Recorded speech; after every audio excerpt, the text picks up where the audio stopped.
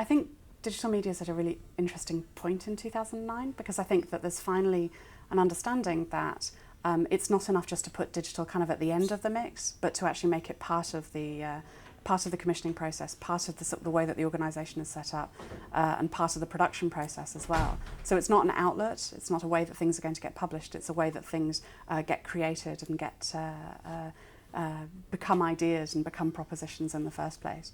So the first thing is, I think that digital is sort of front and centre, has to be considered by everybody. I don't know if there should be a media organisation these days who has anybody in the organisation who doesn't have digital as part of their job title, or at least as part of their job responsibilities. I think the second thing that's important to think about is, when you're, as we change the way that things are commissioned, and as we start thinking about digital being an all-pervasive kind of activity, we also need to think about curation rather than just constant creation of content. Journalism, and certainly for newspaper production, has been for a really long time this activity of creating more and more and more stuff, and creating more stuff every day to replace the old stuff that you did yesterday, which is now, yesterday's news, today's chip wrappers.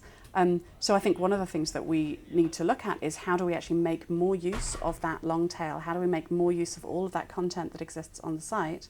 And one of the best ways to do that is to actually use journalists, get journalists to actually be part of trying to weave stories together and make them into, constellations of stories, rather than just, another thing and then another thing and then another thing. It's actually making it into a narrative, unfolding over time.